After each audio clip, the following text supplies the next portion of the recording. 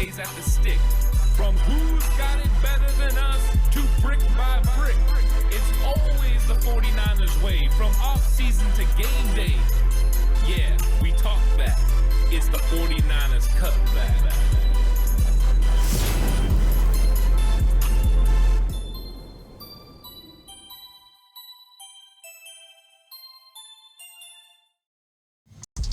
It's 49ers Cutback Podcast time. Welcome to the show.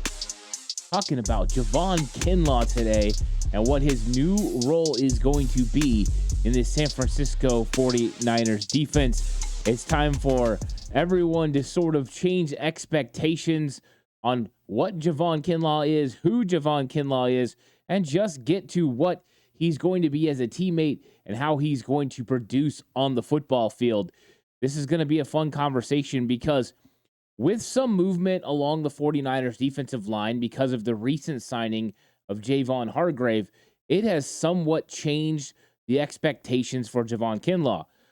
Not only has it changed his expectations, but it's changed his role as well. When Javon Kinlaw was drafted in the 2020 draft, he was expected to take over for a very fan favorite and a great producer as well on the field in DeForest Buckner.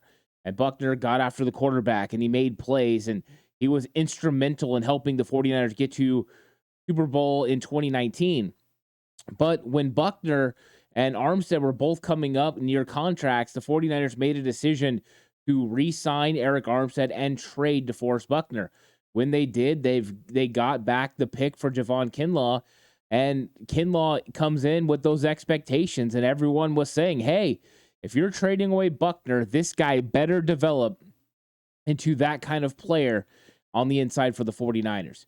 And because of many reasons, Javon Kinlaw hasn't been able to produce at the level that, of course, he wanted to. He hasn't been able to stay healthy. In his rookie season, he played 14 games. He had 1.5 sacks.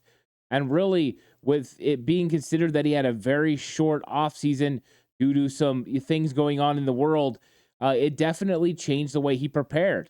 He wasn't able to have any workouts at the 49ers facility pre-training camp. He showed up on the scene, and everything had been being done virtually. The expectations for how he was going to operate were different. Even the way that they got ready, the way that they practiced outside and worked out outside and did different types of training and stayed away from each other because you couldn't have too many people together because of the pandemic. There was so many things that were going to kind of hinder his progress early. So he plays 14 games and he ends up getting hurt. And then during the offseason, he just can't get healthy. Once again, he only plays 4 games in 2021. In 2022, gets hurt again, only plays 6 games. There just hasn't been a lot of time spent on the field for Javon Kinlaw. It's not an excuse. It's just the truth.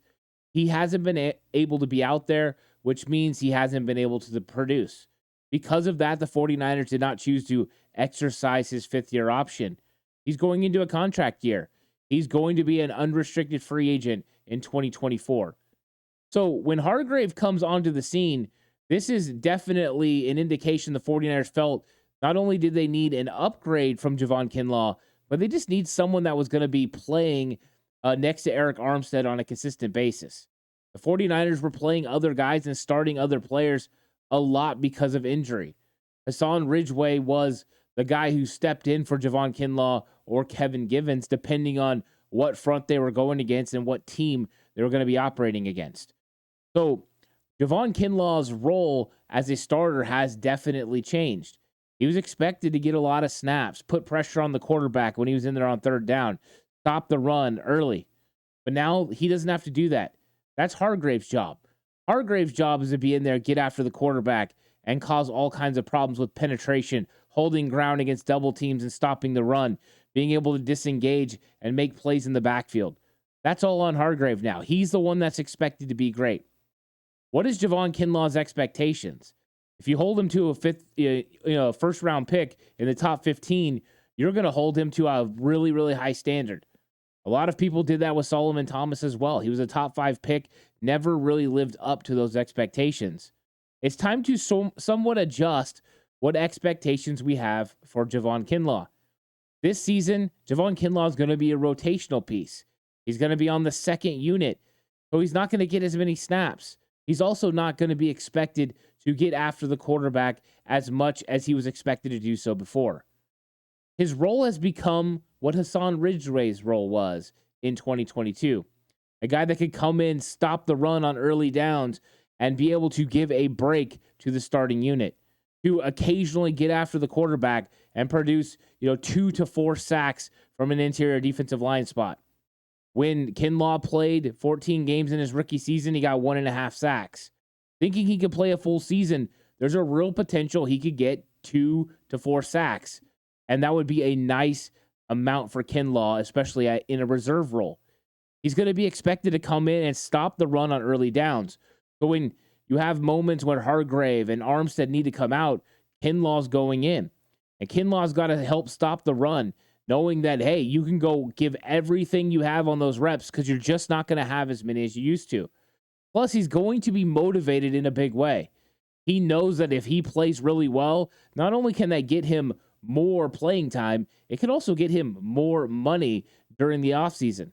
And that's really what it's got to be about. Prolonging your career. Playing 10 games in the last 2 years is nothing that's going to get anyone excited about your potential playing for their team. So he needs to be on the field. Limited snaps and limited role is going to definitely make it easier for him to have that sort of situation. I actually think this is a scenario in which he can thrive in. Coming in those snaps, he's going to be able to be very diligent in the way that he goes about using his body. But he's also going to be able to go in there and be fresher for each snap that he takes. The pressure is off. He's no longer expected to be the big-time defensive tackle that is DeForest Buckner. That's Javon Hargrave's job. Javon Kinlaw's job is to come in and do the best he can do on the snaps at which he's in. Because there's less, you got to think that means he's going to be fresher throughout football games. But Kinlaw's no slouch. We've seen a lot of occasions in 2022 where he was in there and helped make big stops on fourth down or goal line stands. He would come in, he would play really good against the run, and he would do a great job. What happened was, as the snaps continued, you've seen him get somewhat tired. Could that have been conditioning due to injury? Of course it could have. As the game went on, you've seen him rise a little bit, as now the contact wasn't as low as it was early. Low man wins in football, and Kinlaw would slowly get a little bit higher and a little bit higher, and then when you saw him in football games, he would get kind of pushed off or pushed back. With Kinlaw playing less snaps, you can think he can play more consistent at staying low and playing low and stopping the run, at being able to be more lateral because he hasn't been rehabbing an injury during the offseason.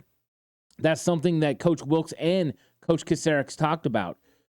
Coach Kasarik talked about the fact this is really the first offseason that Javon Kinlaw hasn't been recovering from an injury, but he was healthy going into the offseason. It means it gave him more time to get his conditioning in order, more time to get his body where he wants it to be, more time to get it to where the 49ers want his body to be.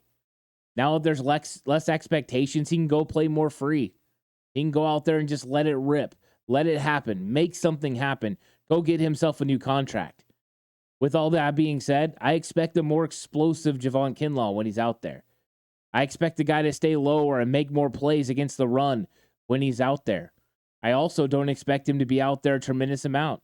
I think he's going to equal the role that Hassan Ridgeway had, which is great. Hassan Ridgeway, if he could have stayed healthy, could have made a really big impact for the 49ers. But he's a guy that had 28 tackles, 14 of those solo, 14 assisted. He had 3 tackles for loss and 4 quarterback hits. That's a far cry from what we got from Javon Kinlaw. Kinlaw played 6 games, and his numbers are nowhere to be found compared to that. He had 2 solo tackles and 2 assisted tackles, so 4 tackles on the season for Javon Kinlaw. No tackles for loss.